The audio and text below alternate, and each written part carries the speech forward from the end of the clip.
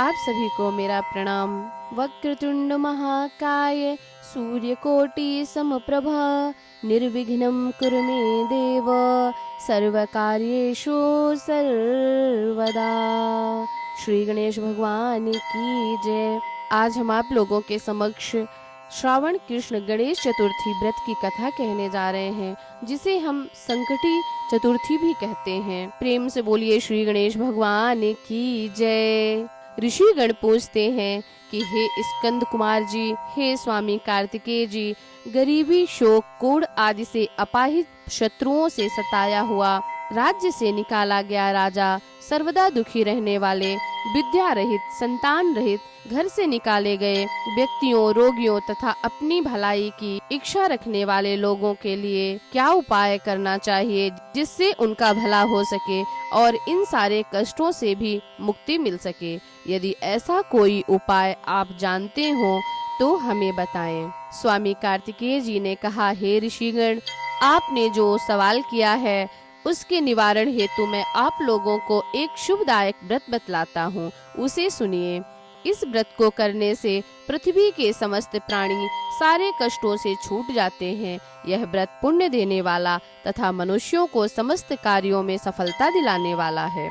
विशेषतया महिलाओं को इस व्रत के करने से सौभाग्य एवं संतान की प्राप्ति होती है। यह व्रत धर्मराज युधिष्ठिर ने किया था। पहले समय में जब धर्मराज राज्य को छोड़कर अपने भाइयों के साथ वन में चले गए थे, तब उस वनवास के समय में ही भगवान श्री कृष्ण ने उनसे कहा था। युधिष्ठिर ने अपने कष्टों के निवारण हेतु जो प्रश्न किया, श्री कृष्ण जी ने उन्हें यह व्रत बतलाया था। और उस व्रत की कथा इस प्रकार है, जो आप लोग सुनिए। युधिष्ठिर जी पूछते हैं कि हे पुरुषोत्तम, ऐसा कौन सा उपाय है जिससे हम उपस्थित हुए कष्टों से छूट सकते हैं। हे गदाधर, आप अंतर्यामी हैं, हमें भविष्य में कोई कष्ट ना उठाना पड़े, ऐसी युक्ति बतलाइए।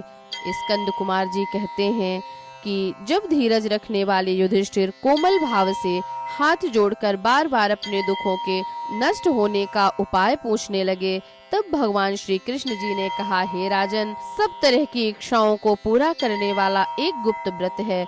इस व्रत के बारे में मैंने आज तक किसी को नहीं बतलाया। हे राजन, पुराने समय में सतयुग की बात है कि पर्वतों के राजा हिमांचल की सुंदर कन्या पार्वती जी ने शंकर जी को अपने स्वामी के रूप में प्राप्त करने के लिए घने वन में जाकर कठिन तपस्या की, परंतु शंकर भगवान प्रसन्न होकर उपस्थित नहीं हुए।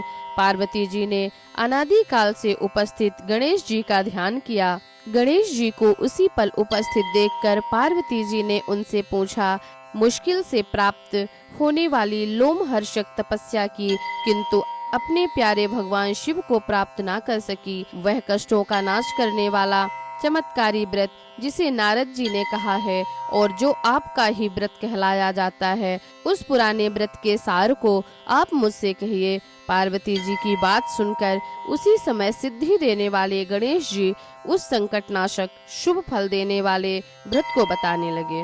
गणेश जी ने कहा, हे माता, अत्यंत पुण्य को देने वाला तथा समस्त कष्टों को दूर करने वाले इस व्रत को कीजिए।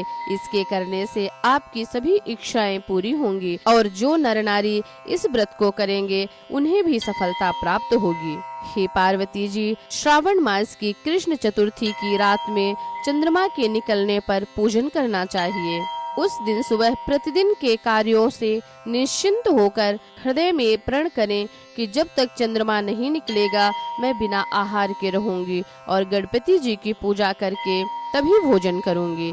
इसके पश्चात सफेद तिल वाले जल में नहाएं। इसके पश्चात मेरी पूजा करें। सोने, चांदी, तांबे अथवा मिट्टी के घड़े में जल भरकर उस पर गणपति जी की मूर्ति रखें तथा घड़े को कपड़े से ढककर 8 दल वाले कमल की शक्ल बनावें और उसी पर मूर्ति को रखें। इसके बाद 16 विधियों से भक्ति सहित पूजा करें, मतलब षोडशोपचार विधि से भक्ति सहित पूजा करें। मूर्ति का ध्यान इस प्रकार करें, हे लंबोदर, 4 हाथों वाले, 3 नेत्रों वाले, लाल रंग वाले, हे नीले रंग वाले, शोभा के भंडार, प्रसन्न मुख वाले गणेश जी, मैं आपको स्मरण करता हूँ या करती हूँ। हे गणपति जी, मैं आपको बुलाती हूँ। हे विघ्न विनाशक, आपको नमस्कार करती हूँ। यह आसन है। हे लंबोदर, यह आपके लिए पाद्य है। हे उमापुत्र, यह आपके लिए अर्घ्य है। हे वक्रतुंड, यह आचमन करने के लिए जल है। हे शंकर सुवन, यह आपके स्नान के लिए जल है।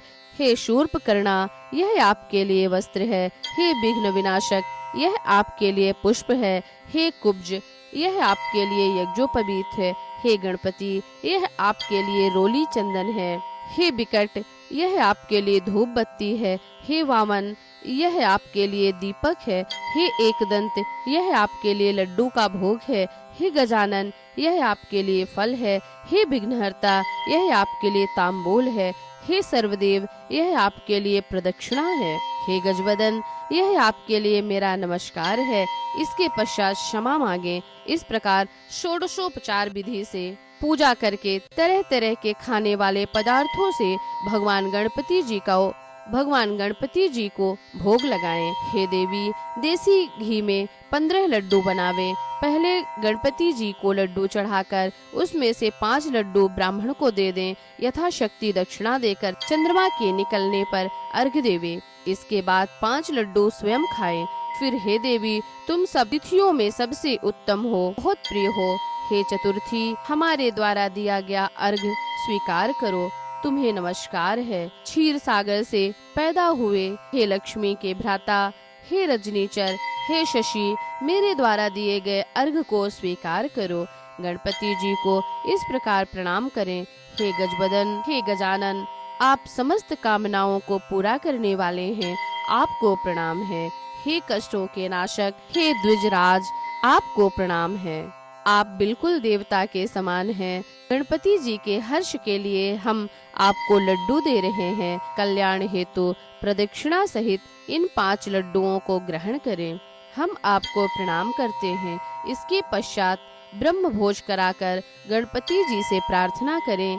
यदि यह सब कार्य करने में असमर्थ हो तो अपने बंधु बांधव सहित पूजा में कहे गए पदार्थ का आहार करें। प्रार्थना के पश्चात अपने गुरु को अन्य वस्त्र एवं दक्षिणा सहित मूर्ति का विसर्जन करें। विसर्जन इस प्रकार करें। हे देवों में श्रेष्ठ गणपति जी, आप अपने स्थान को प्रस्थान कीजिए तथा इस व्रत व पूजा के फल को दीजिए। हे अचल सुते, इस तरह समस्त जीवन गणेश चतुर्थी का व्रत करना चाहिए। यदि जीवन पर्यंत ना कर सके तो 21 वर्ष तक करें। यदि इतना भी ना हो सके तो वर्ष के किसी भी एक माह को यह व्रत करें और श्रावण चतुर्थी को इस व्रत का उद्यापन कर दें। तो इस प्रकार गणेश चतुर्थी की व्रत कथा संपूर्ण होती है। बोलो श्री गणेश भगवान की जय। चतुर्थी मैया की जय।